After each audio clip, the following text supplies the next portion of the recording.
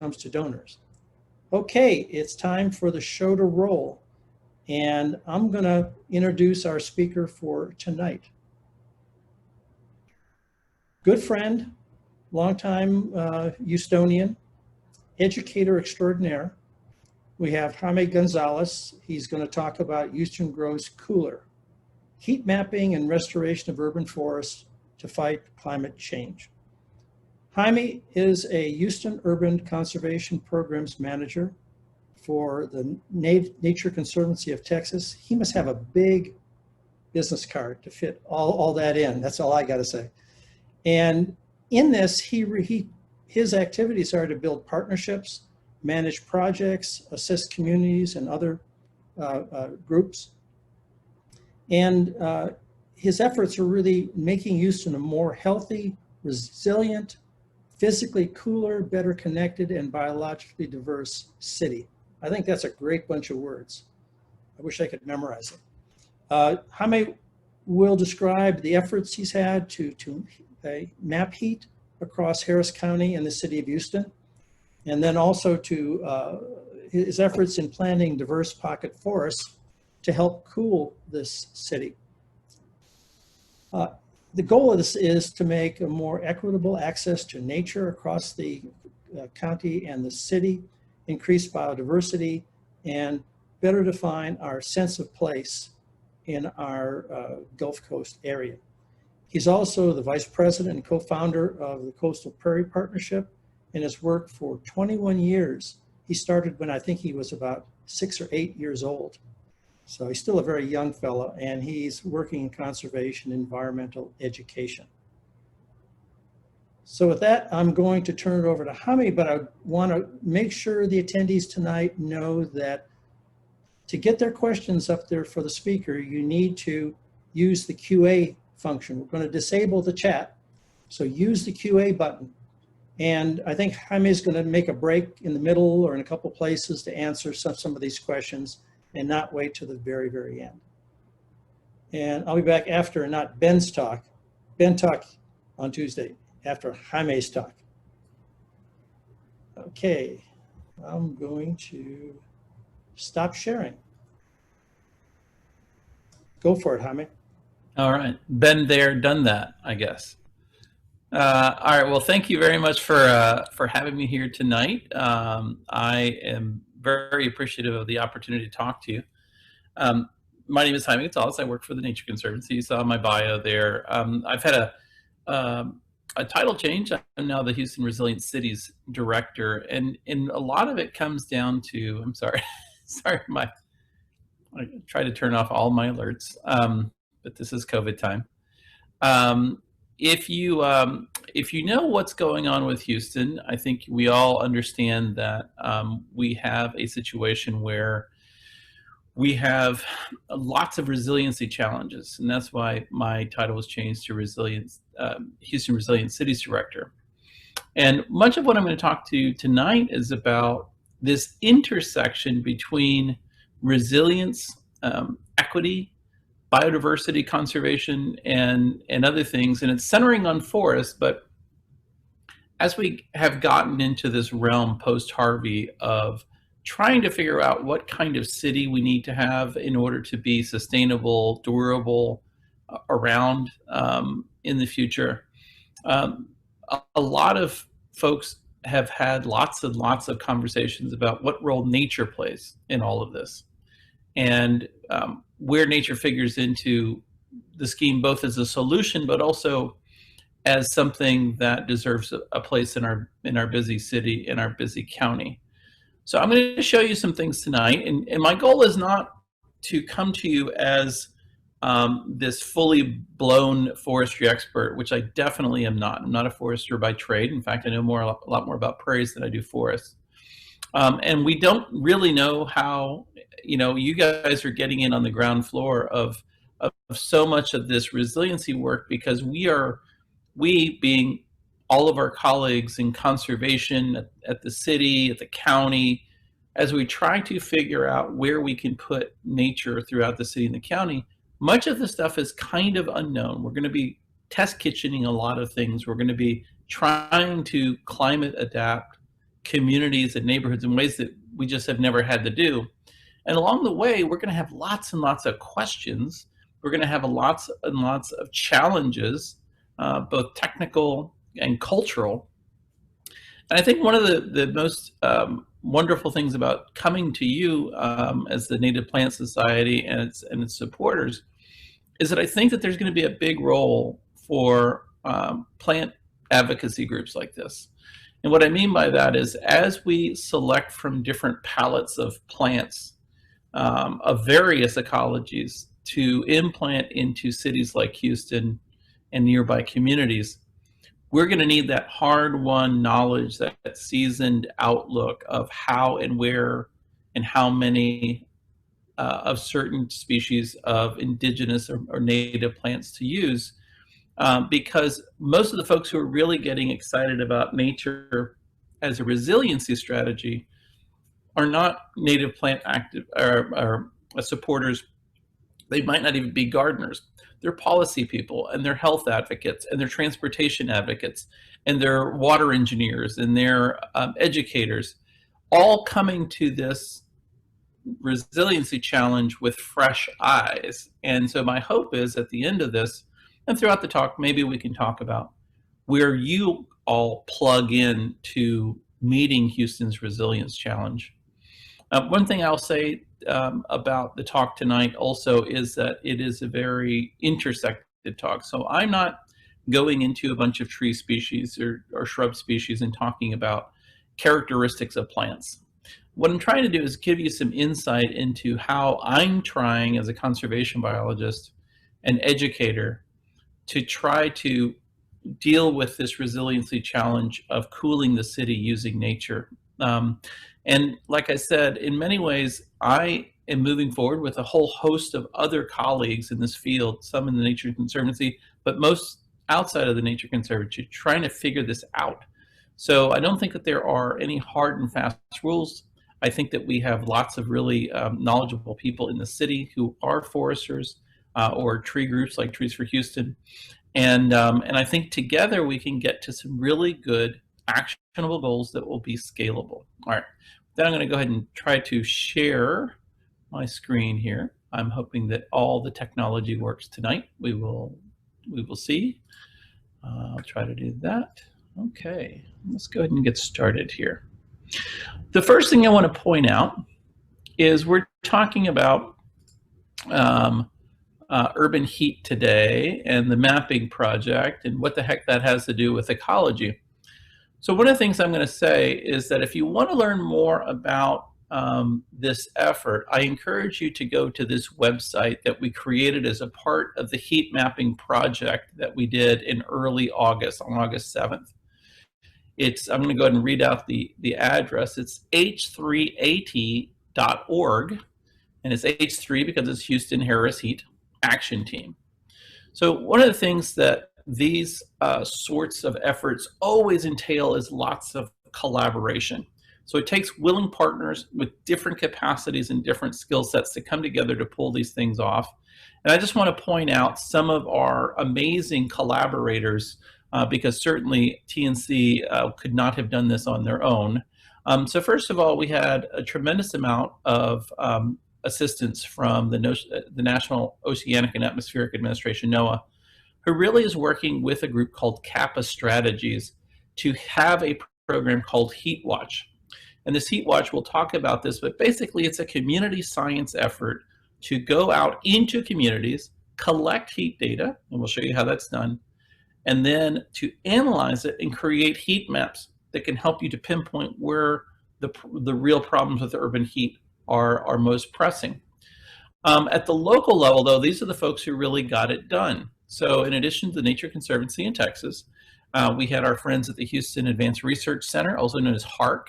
They're doing really transformative work in the sciences and looking at a bunch of different quality of life issues, all through a really refined scientific lens. We worked with the City of Houston's Office of Resilience and its new resilience officer, Marissa Ahu, who's done a fabulous job since coming over from Los Angeles. We also worked with Harris County Public Health. They have a new climate health program that is powered by a couple of really great people, and they're really taking a look at how climate is already impacting our community and what are some of the risks that we're trying to mitigate for. And then we had on-the-ground help throughout this process for the National Weather Service. One of the things about this mapping process that we had to have is we had to have pretty perfect conditions, pretty perfect August Houston conditions, which means we wanted a fairly light cloud cover. We needed it to be hot. We needed it to be humid. So you think, well, any day would have worked. But truthfully, a rainy day or one of those days where there are rain showers popping up every afternoon would not have worked. Fortunately, on August 7th, we got all the conditions to go our way. And it was those hardworking folks in the National Weather Service that gave us up-to-date info about whether that was going to work. So I'm going to set the stage by saying nothing is possible with all of my programs without collaborators. And these are some really, really great folks. All right, I'm going to go ahead and start my keynote.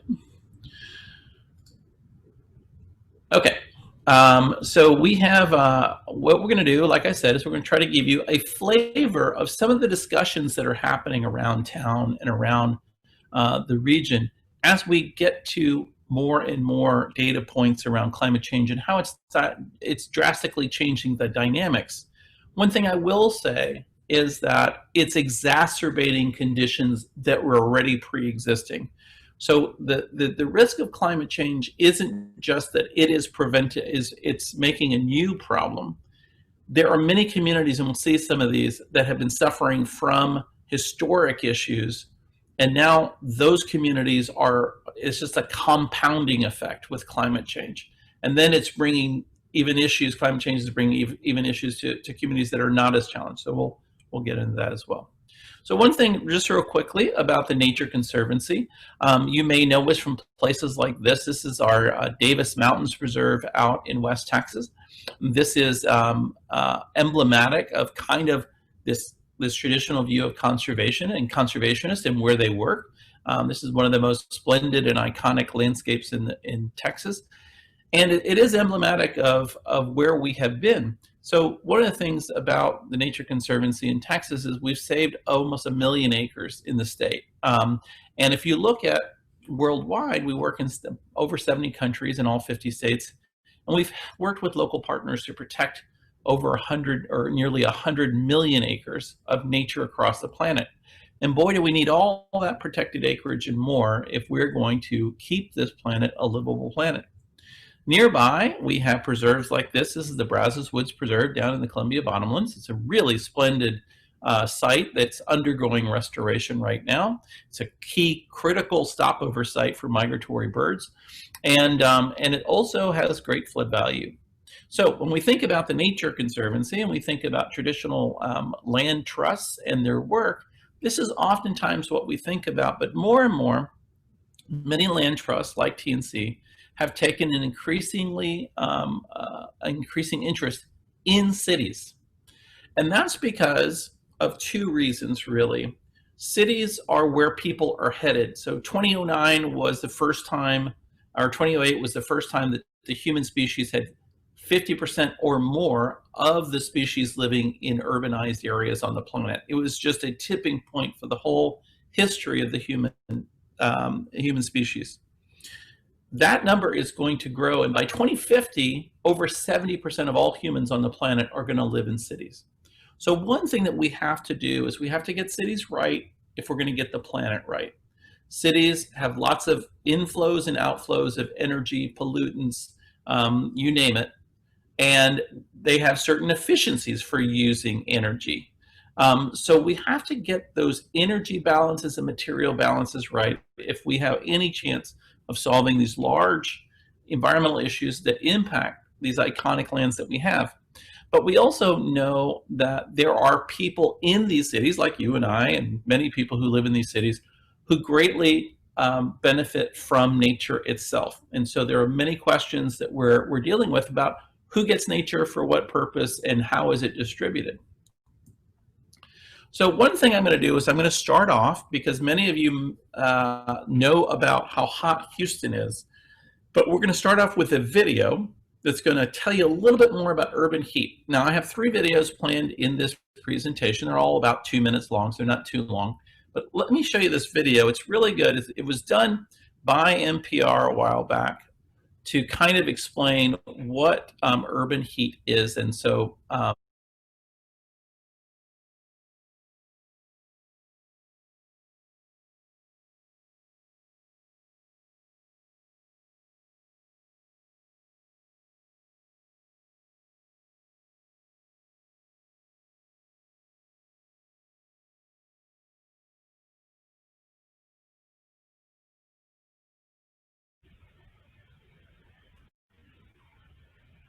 okay, so one of the big deals about urban heat, as you can see there, is that it is an underestimated issue.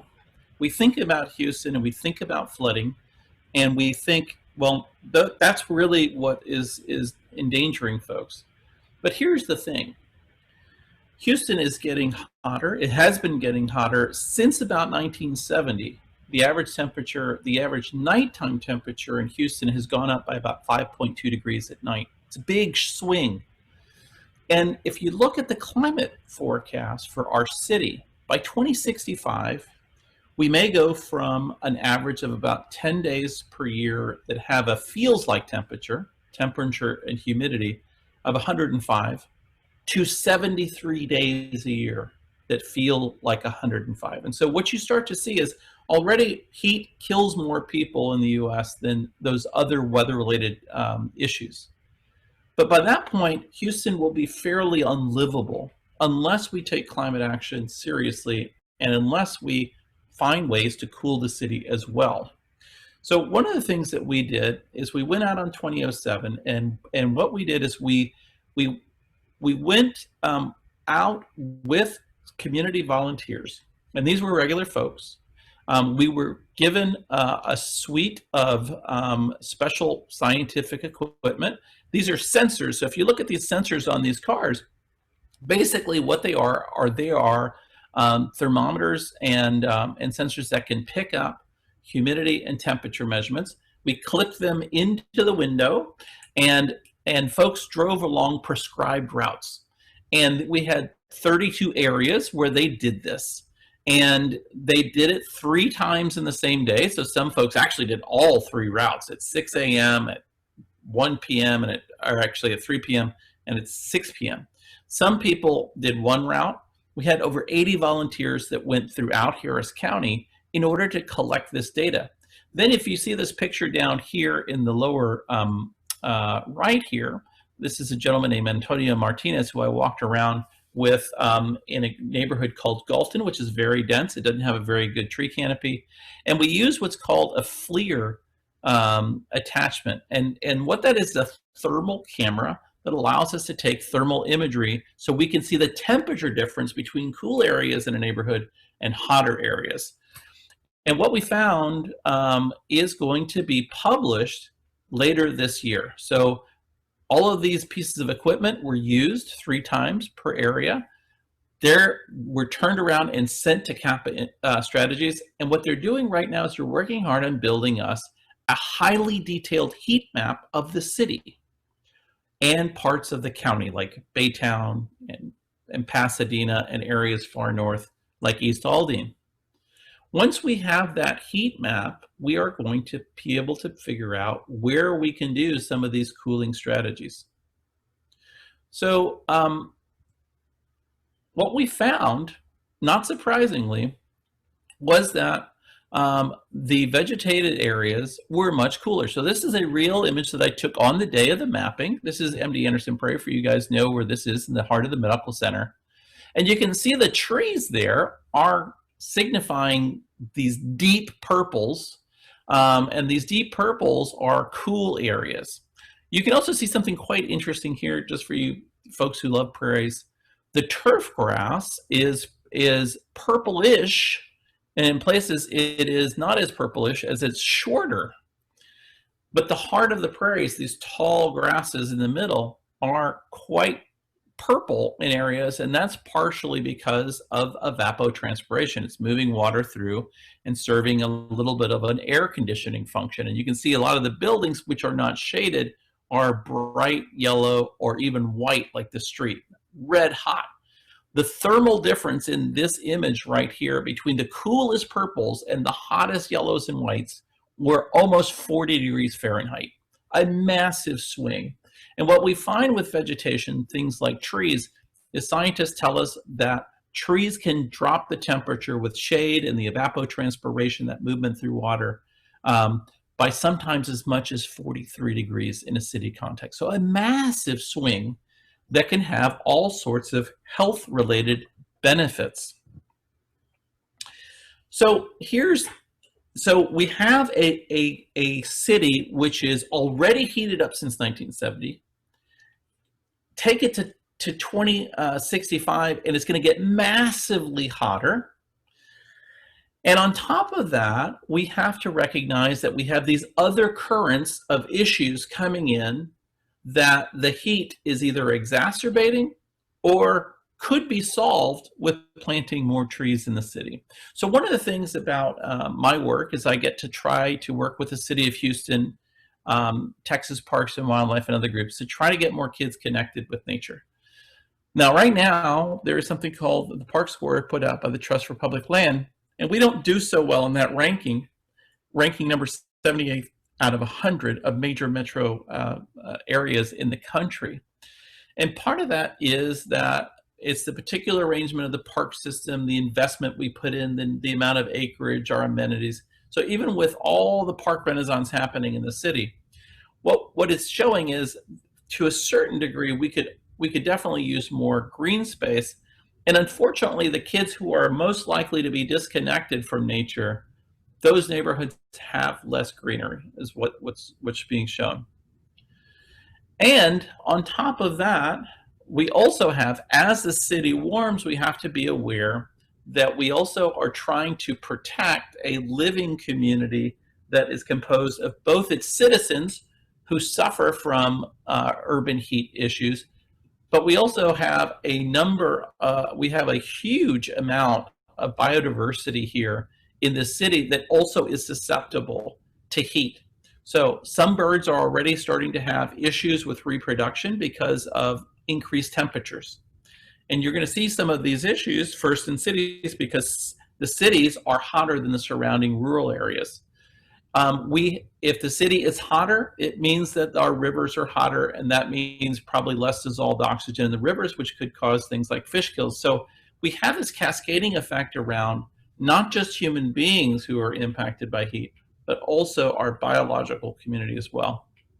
And then here's one last aspect, and something that I'm very passionate about, and so is the city.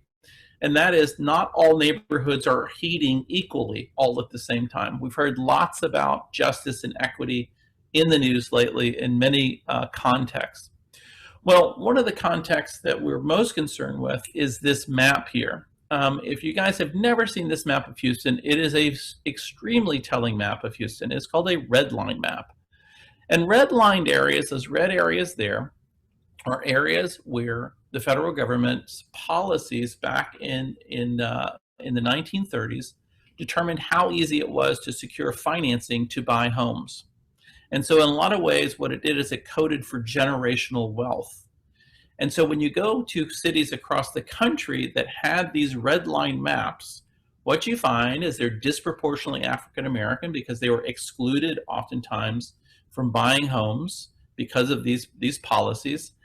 And when you go there now, what you'll find is that those areas still are feeling the effects of not being able to generate that economic wealth, the political power that sometimes goes with that.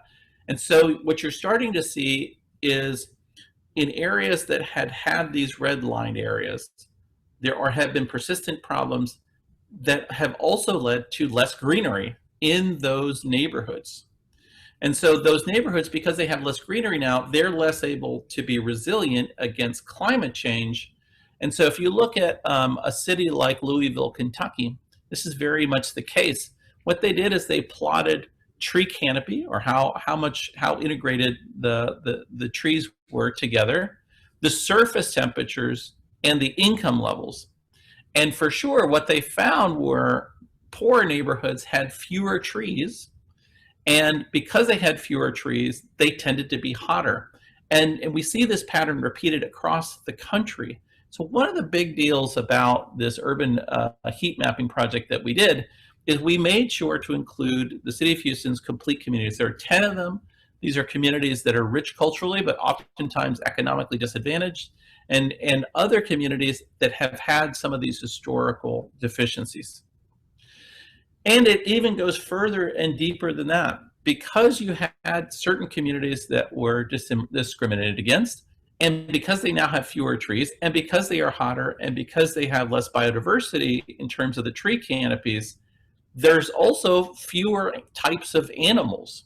And so it's a kind of a cascading effect, all working together. So one of the big deals about working to create a more complete canopy within the city is that we need to prioritize some neighborhoods that get good tree canopy, either maintenance, which is the best way of keeping the city cool, take care of the trees you got, or planting in communities that don't have very many trees to begin with, or whose canopies have been damaged over time. So this is a real systems problem. And that's part of the reason why in a lot of my work, I'm prioritizing now what's called a One Health model.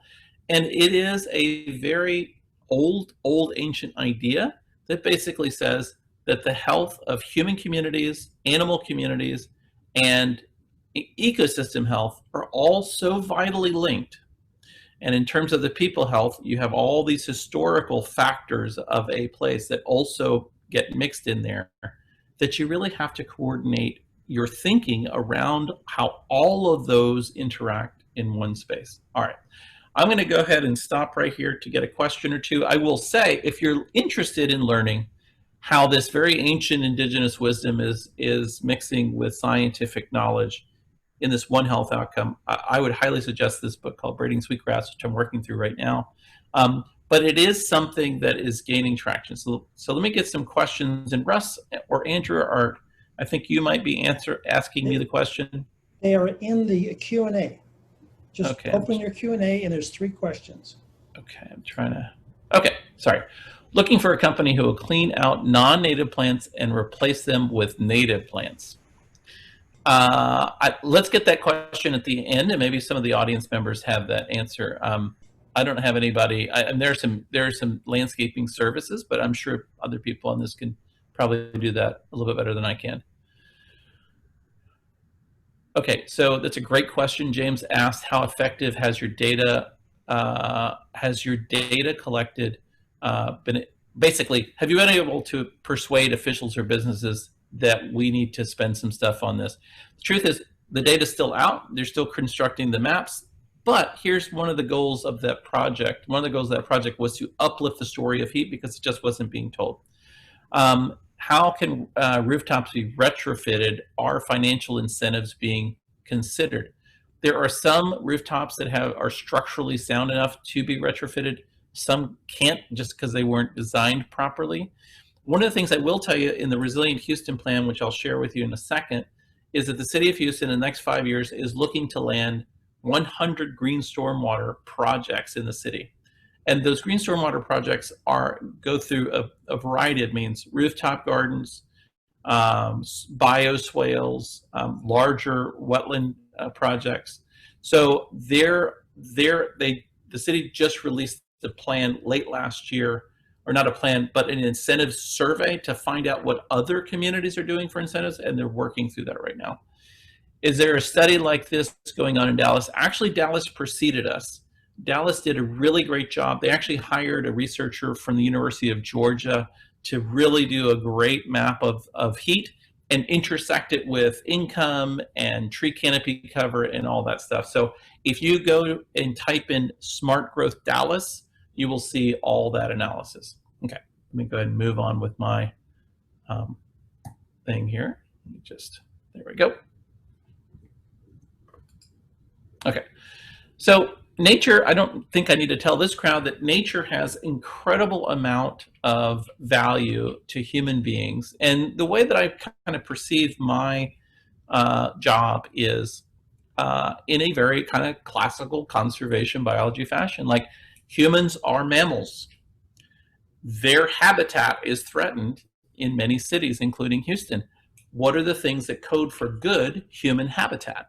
Well, we know that, first of all, being around other nature is very good for your psychological and physical well-being. Civic spaces, because we're a social mammal, are very good. So things like plazas and parks and other things that allow us to get together is very good. Obviously, we need everything that other mammals need. We need fresh air, and we need clean water, and we need other things. But, you know, as we grow into this model of future cities, you know, if you type in future cities into Google, oftentimes what you get is you get a glass and steel and concrete landscape. We know that that is perhaps the most unhealthy condition for the human species because we evolved in nature and we are biophilic. We need and we enjoy having nature around us. So there are many cities around the world that are making progress in incorporating more cities and in more ways. And here in Houston, what that's going to mean is we have a beautiful, beautiful palette to work with. We have coastal prairies, and those can go in the cities, particularly along things like corridors and in parks. We have freshwater wetlands that we can use for green stormwater capture. We have our bayous, which are undergoing a tremendous amount of restoration right now with Bayou Greenways 2020 and all the great work the city of Houston is doing to reforest corridors. And then in the city, as we plant these pocket forests, we can have variations, simplified variations of our native ecology, which are these southern pine oak forests, which serve so many different kinds of creatures. So, you know, to me, this is the plant palette or the ecosystem palette that we have to work with, and it's world class. One of the real key questions as we move through this is, how are we going to create spaces that include these, what I call the four sisters here, so that you get this intersectionality between these ecosystems, and that's where the biodiversity really pops. To be sure, this space is very, very thick right now. There are a lot of groups working on this, and I don't want to pretend like TNC is like a big player in forestry right now. What we're doing is we're working with all these groups and more to try to figure out where and how we can all work best together to scale up the challenge. So one of the challenges is that the City of Houston is Resilient Houston Plan, which we helped with, has put down a very big marker. They want to plant about 4.7 million trees in the next 10 years. Now, all these groups together probably plant around 100,000 per year on average. So, you know, you do your 10, that's a million in 10 years. So we have a scaling issue. So we have to get to a different sort of scale than we've been working on. Fortunately, all these groups have very highly technical people, and I think working together, we're going to try to get there. So one of the things about Houston as well is we're not starting from scratch. So we had a report that came out in 2015 that stated that we had about 33.3 million trees, and that basically they're doing a lot for us. They're storing about 2 million acres of carbon. They're removing about 126,000 tons of carbon per year out of the air, as well as 2,400 tons of air pollution. And it's doing very well, but here's one of the issues that we have. And one of the things that, you know, as a prairie ecologist, I know that people say, well, you know, Houston was mostly prairie. And so what are you going to put, if you're going to put nature back in the city, what are you going to put back? And what I have to remind myself is that conditions are vastly different than when the Allen brothers got here.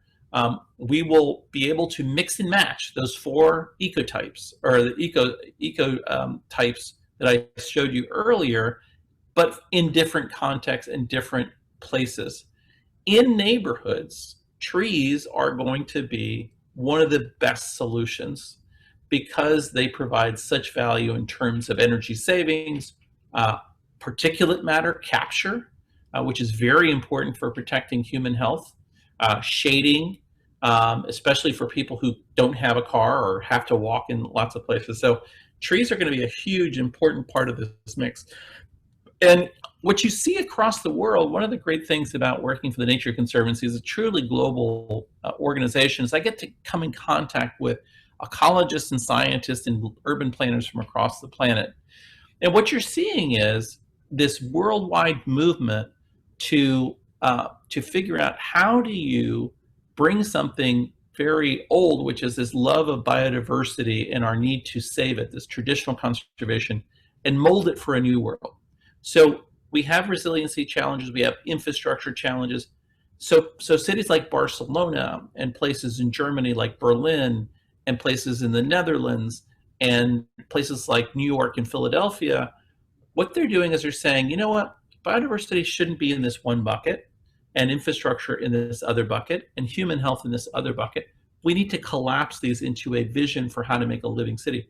And Houston is on its way to thinking and doing and acting in that way. We have some work to do. We're not where Barcelona is for sure, but we're working that way.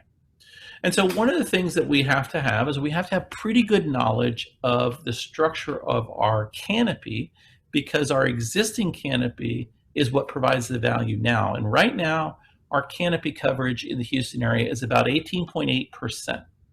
Now, to put this in perspective as to how big a canopy we should be aiming to get to, cities like New York, which are much more dense than we are. In fact, I got the number right here. In New York City, there are about 28,211 people per every square mile. Houston is a much more spread out city. It has about 3,842 people per square mile. So you think, we can have a lot more trees in Houston, but we need a lot more trees because we're bigger. But even though New York is quite dense, it's actually shooting for a canopy cover of about 40%. Right now we're at 18%. And we don't really have a universally accepted or mandated canopy cover target for Houston. It's something that people are talking about and working through. But so that's one thing. The other thing is the structure of these forests. One of the cool things that HARC is working on is they're going to be working on a project, and fortunately we get to tie into this, so that we can only see the canopy cover, but they can use LiDAR data to see the structure of the urban forest in 3 different elevations.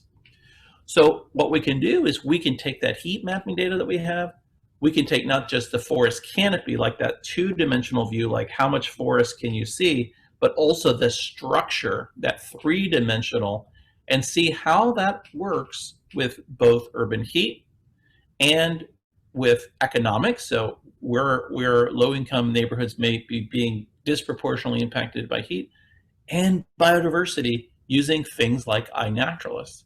So what you start to do is you start to get this multi-layered picture of where trees are, where they could be to combat urban heat, and to drive biodiversity as well, so that we attend to the ecosystem health, the people health, and the wildlife health. All right, I'm going to stop there and take a couple of questions, and I'm going to see, here we go. All right, in Houston, it's easy to take trees, to let trees take over. How do prairies compare to forests? Complicated question. As you know, Bob, you're an excellent naturalist. It's all context driven. There are lots of ways to grow trees, and I'll get into that. We have lots of invasive species load for trees, right? We have lots of trees that are Asian mostly, but from other parts of the world. So, invasive species are going to continue to be an issue, I think, if that's where you're going. When will the architects get on board? Actually, the US GBC has a number of working groups that really believe in greening cities, not just for financial benefit, but also for the quality of life. So I think that they're certainly leading some discussions. You discuss maintenance as one of the best ways to maintain trees. There are issues with specifically street trees in Houston that are non-native, poorly cared for, or construction. Do you know if the city is working towards more sustainable tree choices and maintenance regimes? I do know that lately, the Houston Parks and Recreation Department, who is very much influential in advising as to what street trees get done, they're working on 2 things. One is a revised tree lists that can be planted in city parks, and they're going to an all indigenous or native thing, which is great. They're also looking at how do you maintain forests that are already there. And so one of the cool things that came out of the Resilient Houston plan was the designation of specific areas in specific city parks that will be designated as natural areas. And you can think of them as being wilderness areas. So they can't just be taken out and you can put in swing sets and things like that. So the city of Houston really is reconsidering all of these things. Since we are situated on a prairie, wouldn't prairie grasses with their extensive root systems be more impactful in reducing the temperature and help with water absorption and runoff than trees? Actually, trees do a really great job of stormwater, managing stormwater.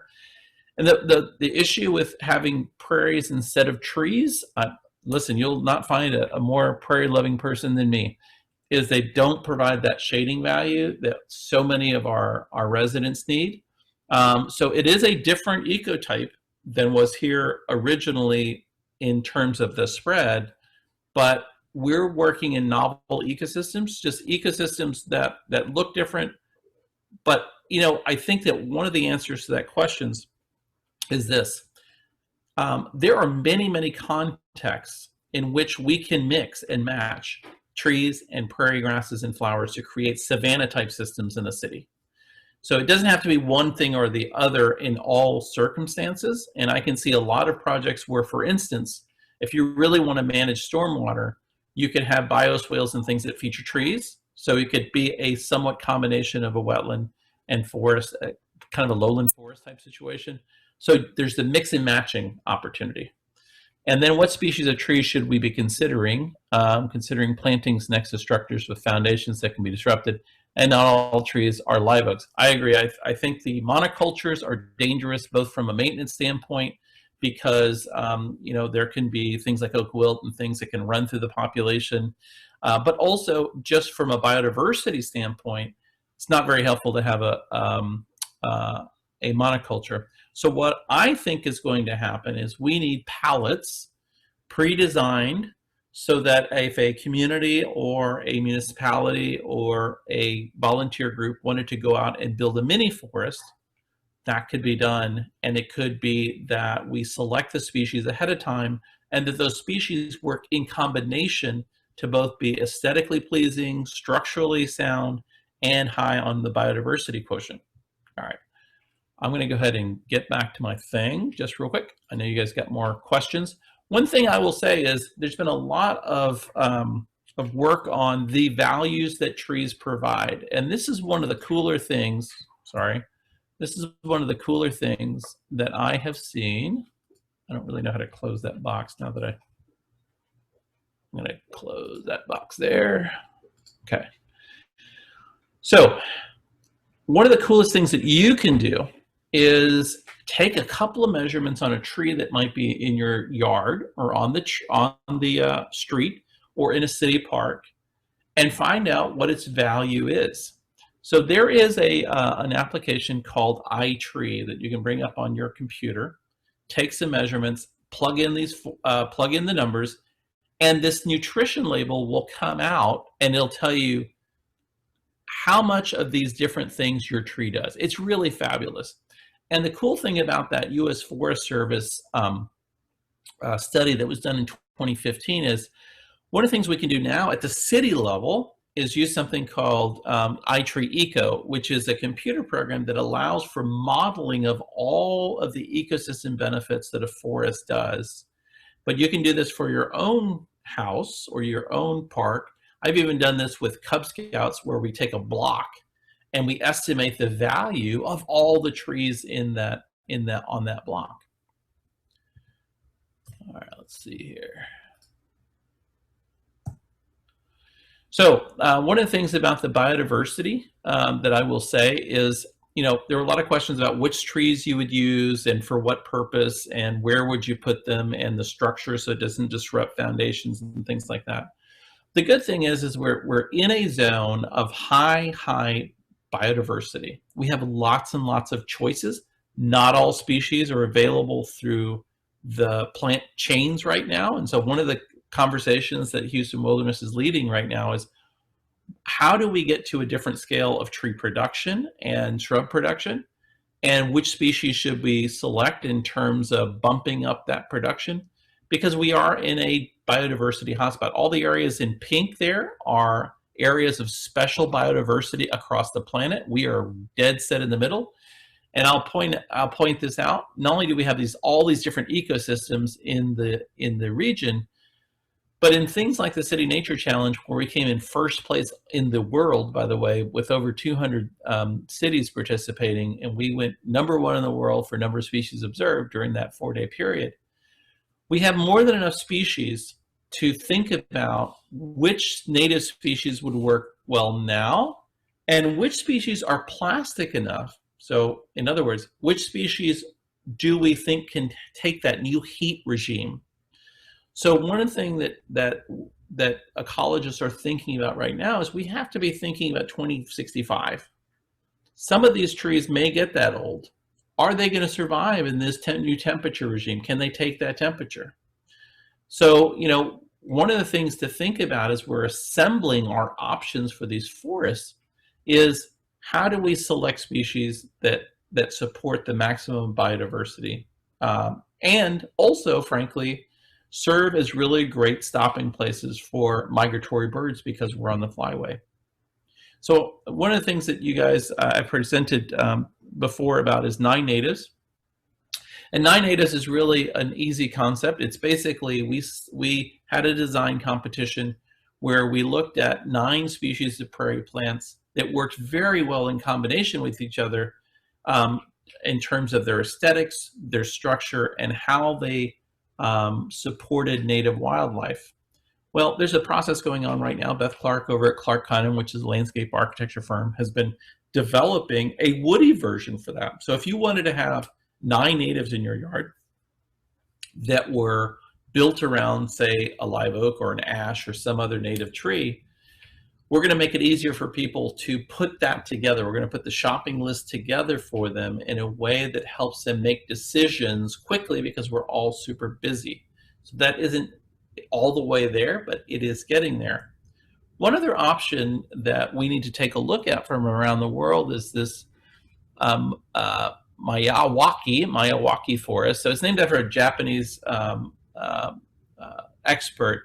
And basically what it is, and I'll send this link to Russ so he can send it out to you, is it's a certain way of planting pocket forests. So you guys have heard me talk a lot about pocket prairies in the past and what their values are and species selection and things like that. Where there are ways of growing forests in certain circumstances that help those forests to grow faster, to have much better usage for biodiversity, and to be more sustainable. Now, in ecology, the one word that we always have to attend to is the word depends. Everything is dependent on where you need it, why you need it, what's going to grow there, what are the soils, the hydrology. So these forests are not appropriate for all conditions. But I want you to think about this. So these are dense forests. And so in many neighborhoods where you need a clear line of sight for crime prevention or trash or whatever, this won't work. But we not only have neighborhoods that need cool corridors of trees to cool down and to help people transit these neighborhoods, we're going to have to restore an immense amount of flood buyout areas as well. And so for those situations, these forests might be really, really great.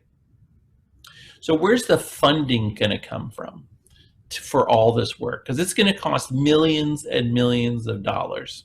So this is a very complicated thing. I will say that there is a lot of thinking going into this, and there are a lot of models that are springing up all around the world. One model that's sprung up here is the city of Melbourne, Australia, is doing some amazing work around forestry. They came up with an urban forest strategy, which is not really just an urban forest strategy, it's a community health strategy. But basically, the result is they pioneered something called the Forest Fund. So the Forest Fund, in its broadest terms, works like this. A community applies to be a part of this Forest Fund program.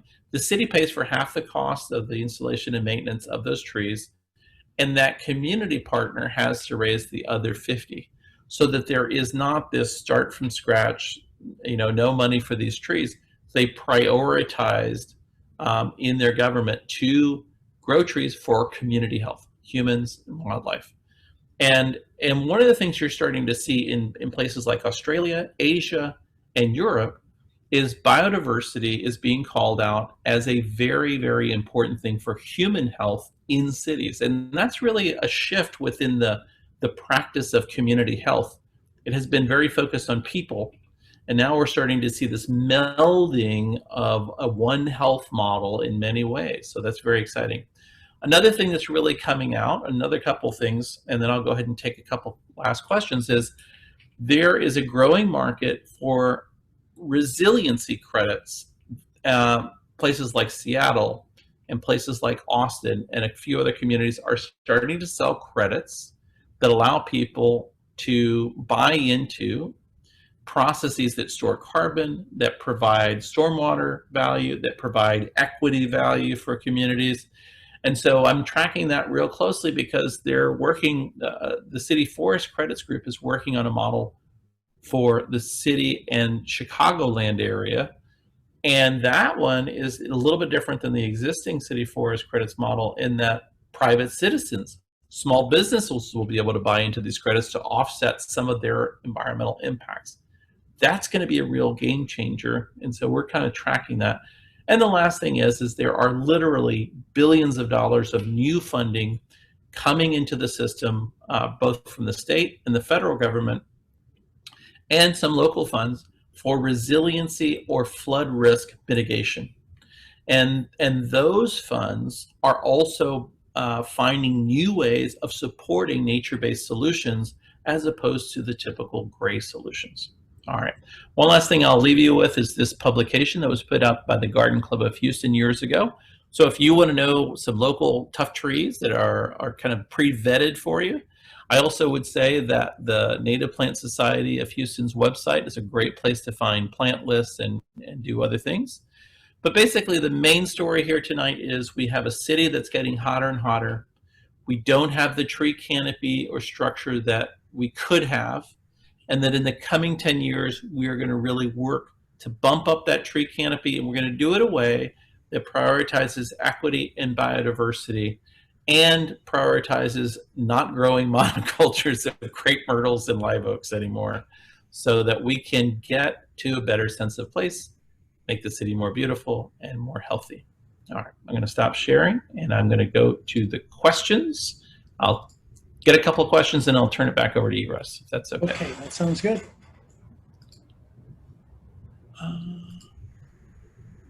Just minimize this. All right.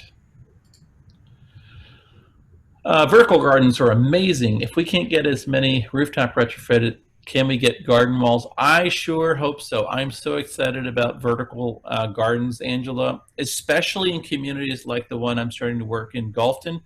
Very dense neighborhood, lots and lots of apartment complexes that are very hot. Their courtyards are not very well, vegetated. Some of them don't really have courtyards. They just have these, concrete parking lots. And these buildings get very hot. They're built in the 1970s and not very well insulated. But there's also things like, I just posted something on social media. There are new paints that can absorb toxic air transmissions and things like that. So there's lots of different options that we have. But what we need to do is be able to incentivize developers and folks that are urban planners to put these in. So I can't tell you how many conversations I'm having lately. What species are identified in the 4.67 million goal? There are none specifically identified by species. It's just it's an idealized tree, if I can say it that way. How can we get trees for Houston plant? Only native trees for our area.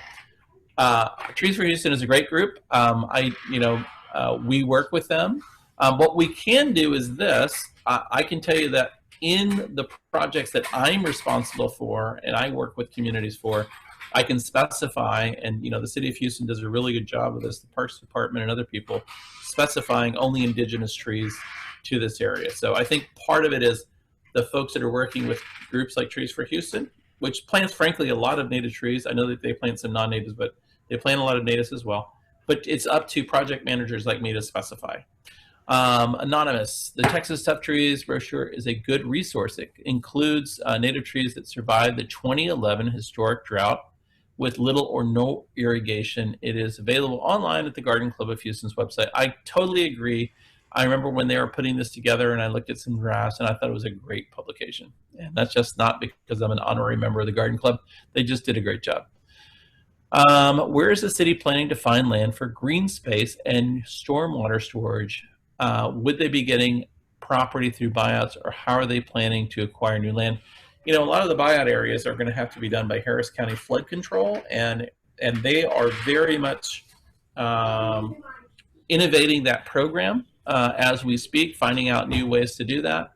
In terms of the city, you know, I think part of what the city is really looking at, and I can't speak for the city, is, you know, it's a combination of canopy care, like how do we take care of the trees that we have? And then what are these underperforming landscapes? So for instance, one of the things we're looking at with the city as part of this Houston Cities Connecting Children with Nature plan is schoolyards. Schoolyards are extraordinarily oftentimes underperforming landscapes. A lot of times it's just miles and miles of turf, as you know, and that doesn't do anybody any good because those things get mowed like 30 times a year. It's not good for taxes. It's not good for air quality because mowers are very dirty. They could be used to grow a mini forest that the children can use for learning. So I think one of the big plays in this town, because we are a little spread out, is looking at every surface critically. Does that need to be mowed? Does that unbuildable spot, which is a little rectangle on the side of a street, can't put a building there, how can we make that perform better? So I think we have a lot of unused or underperforming land that really isn't serving a function. So it's going to come through a combination of incentives, new designs that are attractive to communities and working and hearing from communities. But we can also use it, frankly, as a way of engaging youth in the restoration of their own city for resilience. So I'm very excited about that. All right, so I think that's it. Okay, And why don't you turn it over back to me, and I'll share my screen. Okay. Really, thank you very much for your great wisdom tonight and sharing it with all of us. And you know, you among many are very concerned about our city's future. So really keep doing what you're doing, and there we go. We'll be glad as a society to support these kinds of efforts. Excellent. Well, I'm going to need your support, and so is everybody else.